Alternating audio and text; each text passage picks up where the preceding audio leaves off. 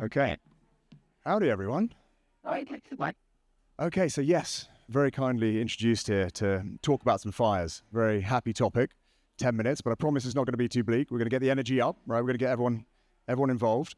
Now, I actually want to reframe a little bit because the conversation today is actually one of irony and not fires, because this morning, you know, when you come to a place like Davos, you come to one of these conferences, you have your outfits laid out, right? This is my favorite shirt.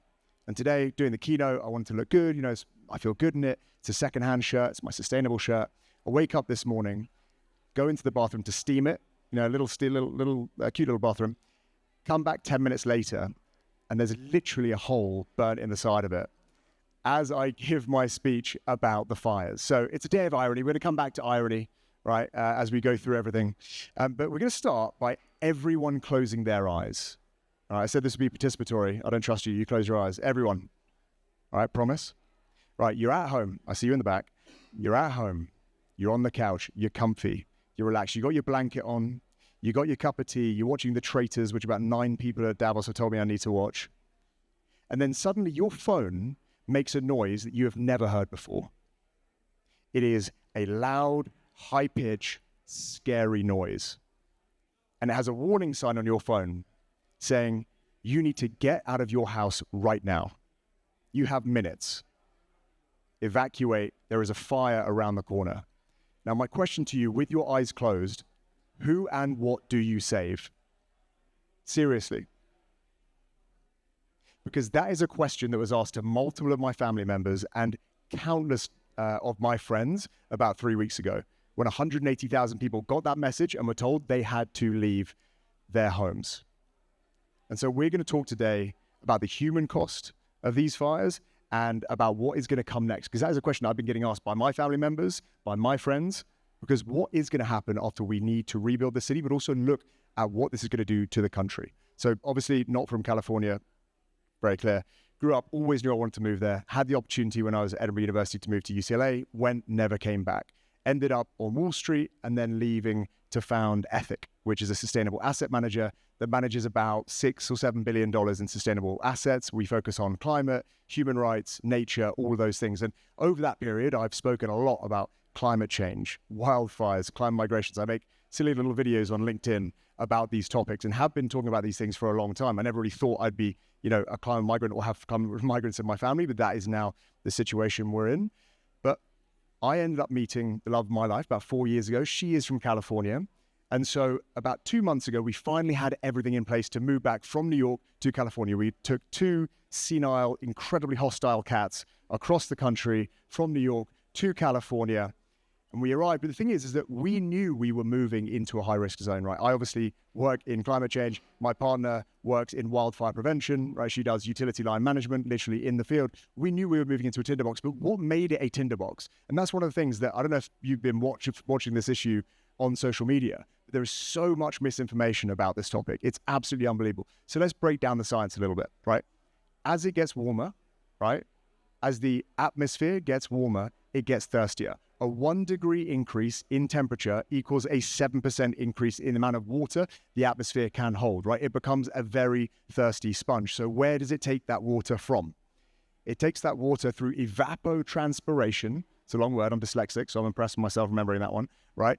Evaporation comes from soil and bodies of water. Transpiration comes from plants. It sucks that water out, making the land a lot more susceptible to fires. That is what we've seen in California. Then, as the previous speaker before was saying about the fires, right?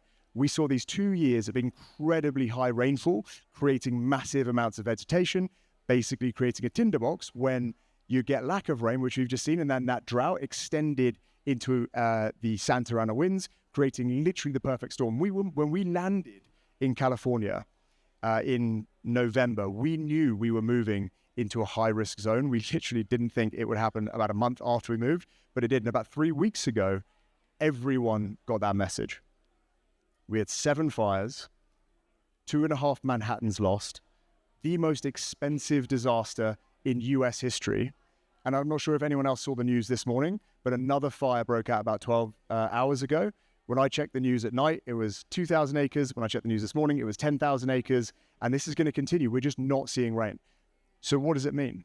What does it mean for the people? Well, I can tell you about my, soon-to-be mother-in-law, right? Because She was in a town called Altadena, right? And she had no power, no Wi-Fi. It was the first day of the fires. She knew the fires were 7 miles away in the Palisades, and she was sat at home, had no contact with anyone until the neighbor comes, knocks on the door and says, look across the street. The mountain across the street, about 300 feet away, literally on fire.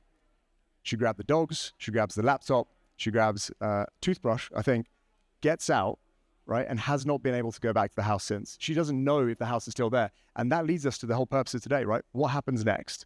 Because that is the question that I cannot tell you how many of my family and friends have asked me, because no one really seems to have a clear answer, but we think that we have a pretty good idea given what has happened elsewhere, because it is going to be a conversation of resilience and migration. But let's start with the migration, right? New Orleans, Katrina, we all know what happened there. 40% of the evacuees never came home, right? That migration pattern was essentially permanent. Puerto Rico, right? Hurricane Irma, Hurricane Maria, 123,000 people immediately left, never came back. This migration, right? What is it driven by? Well, in these instances, it's driven by the specific instance of disaster. But what we're going to see more of is a financial migration. That's one of the things I think through SEMA and the work of the Climate Scale Up, there are solutions for. But what we're going to see is the insurance market start to reflect this risk and push people as a result of it. Now, what have we seen in Florida? What have we seen in California? Right? We've already seen insurance rates become as expensive as mortgages in some regions. Right? We've seen in California, prior to this fire, you had countless insurance companies actually remove themselves from the state, meaning people had to go on the state plan, which may go bankrupt, may go bust as a result of these fires. And I'm not sure if anyone here is in real estate. You don't need to be in real estate to understand the very simple function that if insurance is not available, if you cannot get insurance, either from a private company or from the state, you cannot get a mortgage. If you cannot get insurance, you cannot rebuild your home. So what happens to the real estate market, right? I don't care if you care about climate change. What happens to the real estate market if no one can get a mortgage? What happens to real estate values when no one can come and make an offer on your house? And that's why this migration will be a financial one. It does not matter if people care about climate change. If you're paying more in insurance than you are paying for a mortgage, you're probably going to move, which is actually already playing out. Has anyone here heard of climate-proof Duluth? No? So what we've already seen are these demographic patterns shift as a result of this. It's not these major events that are going to push people to change their minds. It's going to change the price of insurance. And what we've already seen is places like Florida, places like California that you consider to be in the flood belt or the fire belt, see people move to what's now being considered the safe belt, not because people care or are considering the climate risk, but because insurance is less expensive there. Home values also less expensive. So it's become appealing. In Buffalo and Detroit, we have already seen population growths that have not happened for absolutely decades. This is the quietest and most important shift in demographics that we have seen in a lifetime. And it's only because of disasters like this that people are now paying attention. So what does it mean moving forward? Well, this is a tipping point. We believe that you're going to see a shift in the way that capital needs to be allocated, because 80% of new homes being built in the US are being built in the South and the West, the flood belt and the fire belt. 12% of homes are being built in the regions you'd actually consider, whether as a climate person or just as a risk person, to be actually safe. That allocation of capital is a huge systemic risk and needs to be shifted.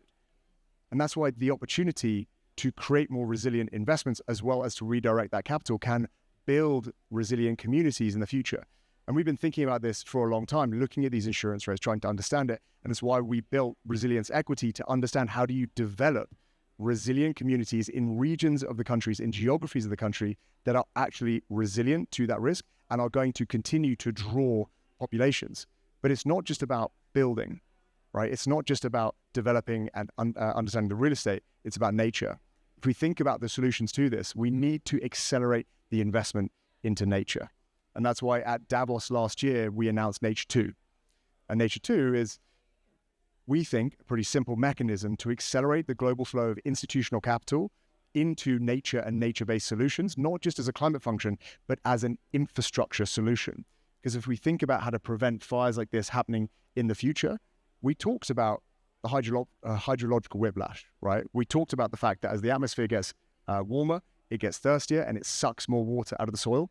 Well, functions and solutions like regenerative agriculture, right, is one of the most effective scale solutions, climate scale up, is one of the most scalable solutions that we have to actually sequester more water back into the water table, which is absolutely crucial. And that is truly a scalable solution. Planting trees after fires prevents floods. It prevents landslides. Where we've seen these fires, topographically, are an absolute nightmare for the landslides that are about to come and decimate even more of the communities in LA, right? The solution to that is a nature-based one. So we believe the solutions here, right, it is looking at resilience through investments. Where is the capital being allocated and where does it need to be reallocated? If 80% of the properties being built in the country are in the flood belt and the fire belt, we need to rethink that. We need to redirect that capital to the places that is going to be insulated for the long term. And it's not even long term, right? We're seeing the shift happen right now. And that brings me back to climate-proof Duluth. There are these regions of the country and regions of the world, because this is not just a US issue, clearly, that are positioning themselves to become these havens that can draw populations, can draw investment, and we can actually develop to be insulated from the risks of the future. And the reality is, and how am I doing on time? I'm up, okay. Yeah, 28 minutes over. Look, the reality is, I spent 10 years building this company, talking to thousands of investors, trying to get them to deploy more capital into nature. That's my job, climate, nature, human rights. I've talked about climate migration. I've talked about climate migrants, and it was always a foreign concept. It was always something talking about how it exacerbated the conflict in Syria. The drought made that worse, pushed millions of people into migration, right? That was something that I read in the New York Times and talked about. My mother-in-law is now a climate migrant, right? We have a spreadsheet of 38 friends that lost their houses. They are now climate migrants. And half of them are leaving LA because the trauma associated with this, it's not just an economic decision. They are not just moving city to city. They are moving to different geographies. Where is it safe? I am not going through another wildfire. And sadly, I now have climate migrants in my family and my friends, and I hope it doesn't become the case, but soon everyone will. And this will be a conversation that everyone needs to have. Seema, thank you. Climate Scale Up, big fan. Thank you. Cheers. Awesome.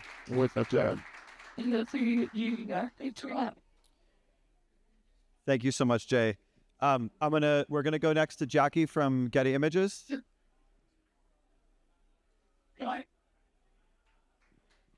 Welcome to Climate Scale Up. Thank you very much.